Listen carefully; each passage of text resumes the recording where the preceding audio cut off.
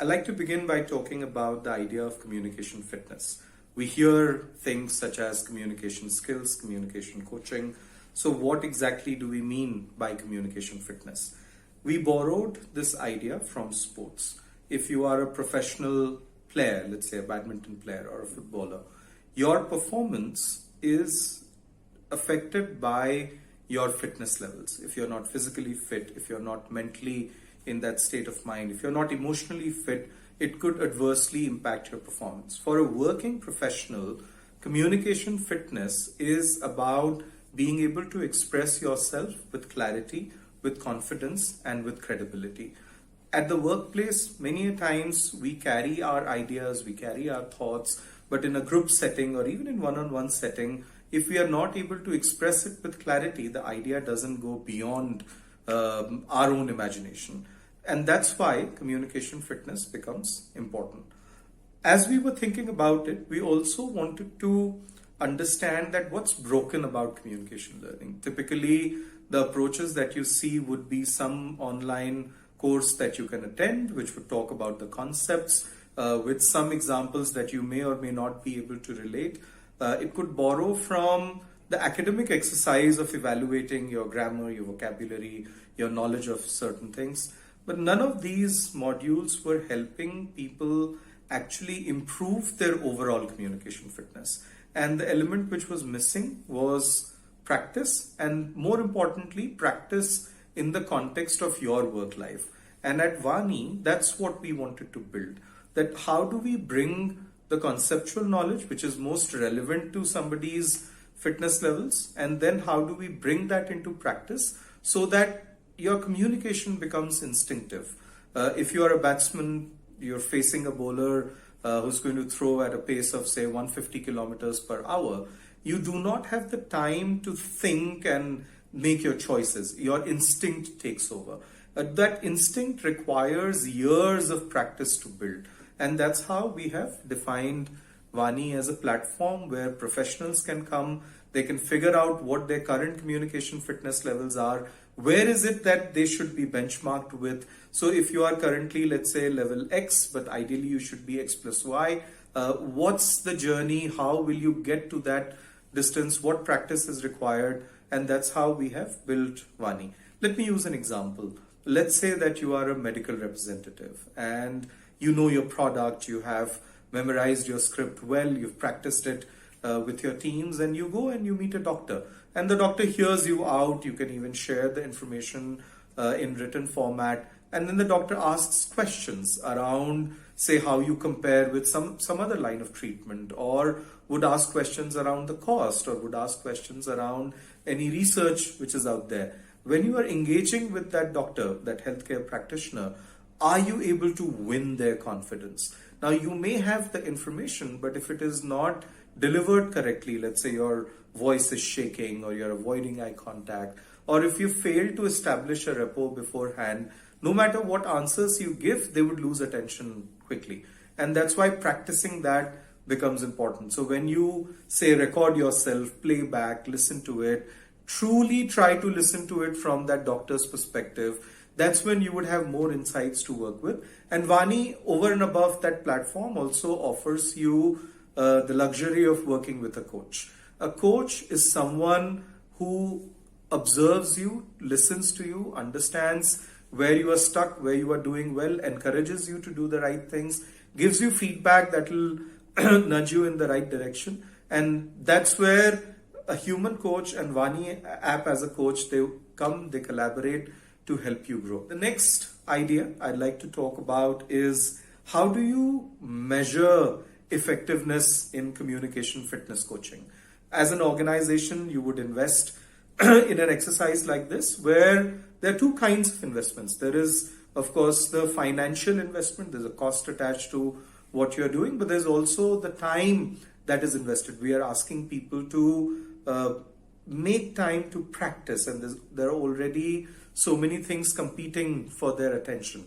So how do you see value in the whole exercise? How do you ensure that there is effectiveness which is out there?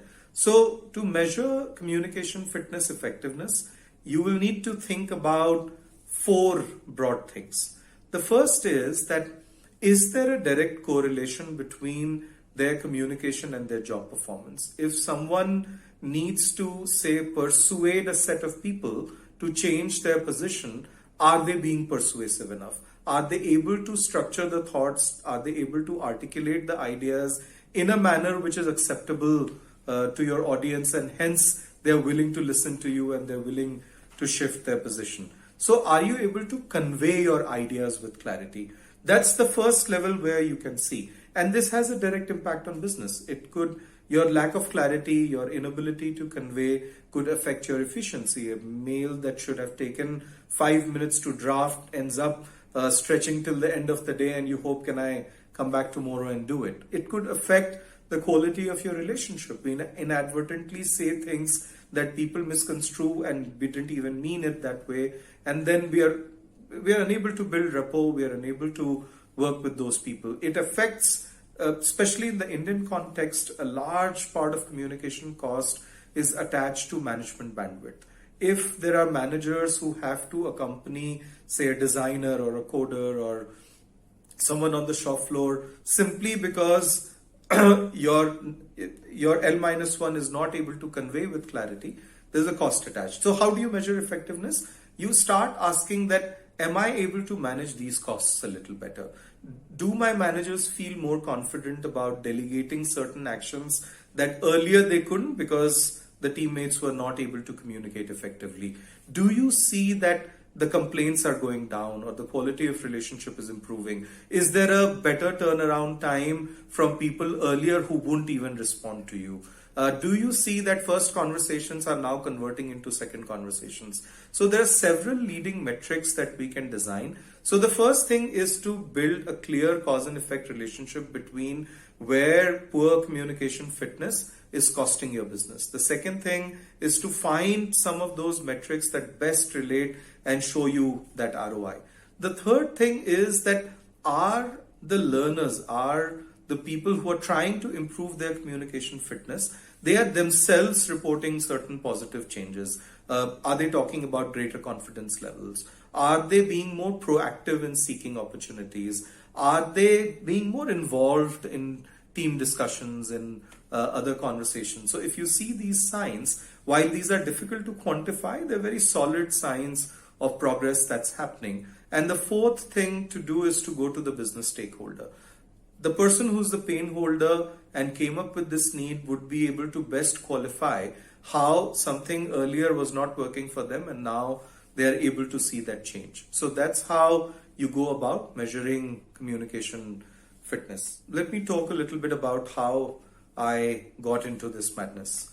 I grew up in a school where we over-indexed on subjects such as math, science. I could solve integral calculus when I was in class 9.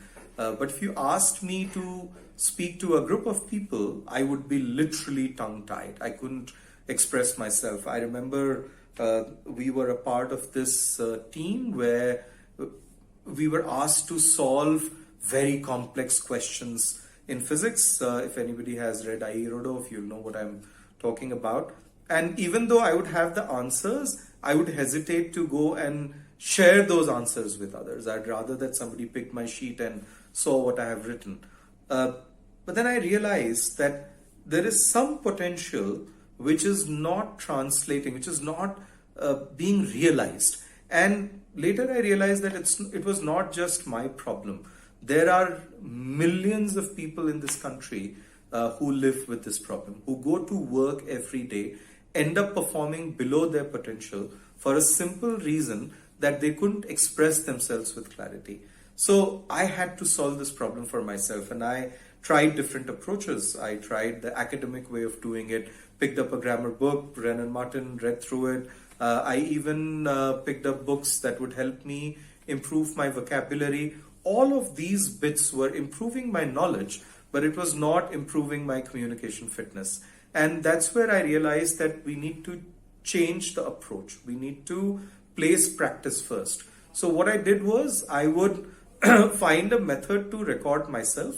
So I'd imagine an audience, I would imagine a scenario, I would record myself, play back, listen to it, And I keep doing that. So listening to my own voice helped me build a bridge between my mouth and my ears. And gradually I could do even without that particular device. Now technology has advanced so much that all we need to do is to fish the phone out of our pocket and do it. I didn't have that luxury. But the whole exercise helped me understand that as we listen to ourselves and as we keep implementing each idea, that's where your fitness improves. So instead of hoarding a lot of knowledge, the idea is to go towards application, to do things. And if you are doing it under somebody's supervision, then your chances of success are much higher. So that's where the concept of coaching came in. Personally, it happened to me more as social work. I started working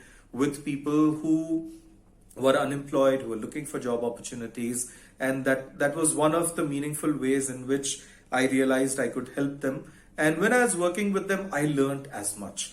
I didn't have a background in coaching, but working with them, helping them learn, taught me how individuals learn, where they're stuck. How do you encourage them? How do you unblock certain notions they carry that can become debilitating? And that's exactly how I got into it. And it's been a fun ride. I enjoy every moment of it.